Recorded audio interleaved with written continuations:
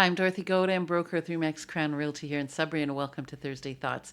Well, August has been hot for the weather, not so hot for the market. So we generally say August always has a little bit of a slowdown, but what I noticed this year is it's a lot slower than it normally is. I went back a few years to look at, August sales in the first 2 weeks, from years before, and I found this year like much, much slower. And that could be because of the heat.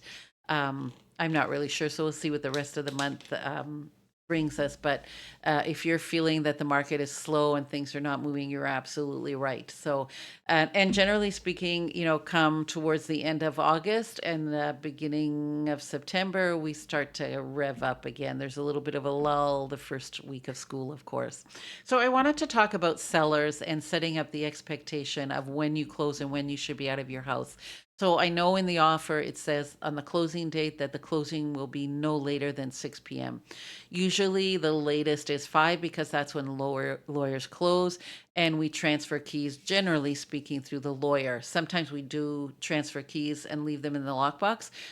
When you have out of town buyers or people who are using out of town buyer lawyers, that makes it difficult to transfer keys. So we could leave the lockbox on, and on closing, we just give the lawyer the lockbox code so that their people can get into their house. Um, but specifically for sellers, because we do electronic closings, your house could close anywhere from 12 noon to 5 o'clock. And so you need to be prepared. Once the deed is transferred, and money's transferred and keys are given out, you no longer own that house. And so if you're planning to move on the same day of closing, you better start really, really early because by noon, you should be out and clear of that house. And that house should be clean and spotless. And this is the problem that I'm seeing lately. Um, People think that they don't have to get out of the house till 6, which is not true. You have to be out of the house when it closes, and they're not prepared. Buyers are getting there with their truck to unload, and sellers are still moving out of their house. So, as much as possible, prepare to be out of the house and have the house cleaned and locked down by noon because it could close at noon. The other issue I'm seeing lately is sellers thinking that it's okay to leave stuff at the house that's not in the offer. So in the offer, we negotiate all chattels that are included and not included, and we, are very specific. So as a seller, if you have a freezer in the basement that you can't get out because it's too big, that's on you. You need to get that freezer out unless the buyer and the seller agree that, that freezer can stay. So I had an incident where we did the walkthrough the day before and people were still moving out, and we thought, well, they're not finished yet. And when we came to closing, they had left furniture and the house was left not very clean. And, for most people, it's common sense. Take everything out and make sure that the house is clean.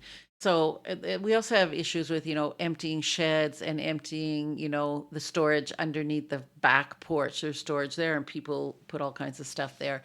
You need to empty everything out unless you've made agreement with the buyer and the seller. I've been very fortunate this year. I've had a lot of estate sale and older people who are moving, and we graciously found buyers who are willing to say, listen, I know that it's difficult to move when you've lived in a house for 30 years. Whatever you want to leave here, we're okay with. But that's something that has to be in writing and negotiated. As a seller, you can't just decide at the last minute, well, I'm going to leave that couch because I don't need it.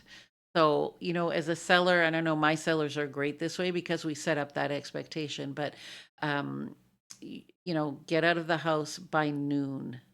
And I know that's really hard, especially if you're moving on the same day, but that's what you have to do, and make sure, for God's sakes, that the house is clean, so that when the buyer moves in, they remember why they bought this house because they loved it so much. So I hope you find this helpful. As always, you can reach me at Dorothy Godin at remax.net or 705-561-2360. Enjoy the week.